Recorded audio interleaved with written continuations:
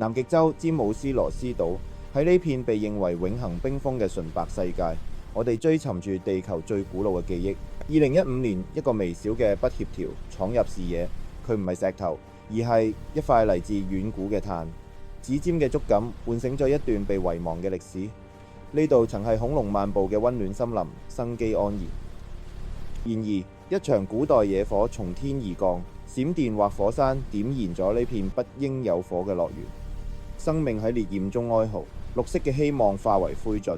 呢一場災難嘅唯一見證者係呢啲被燒焦嘅植物殘骸，然後係長達數千萬年嘅寂靜。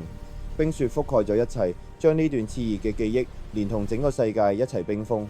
回到現代實驗室，喺呢片碳嘅微觀世界裏，藏住點樣嘅秘密？時間嘅封印即將在此解開。電子顯微鏡下被燒焦嘅細胞結構清晰可見，佢哋係裸子植物，好可能嚟自南洋杉科，一個早已不屬於呢片冰原嘅古老生命。就係佢。研究員喺記錄中寫低，呢個就係南極曾經燃燒過嘅不可動搖嘅證據。呢個發現就好似一塊關鍵拼圖，瞬間保存咗白堊紀嘅南極樣貌，一個溫暖、濕潤卻也充滿自然災害嘅世界。我哋總以為南極自古就係冰雪之地，但真相係呢度有一層生機勃勃，有一層歷經火焰嘅洗禮。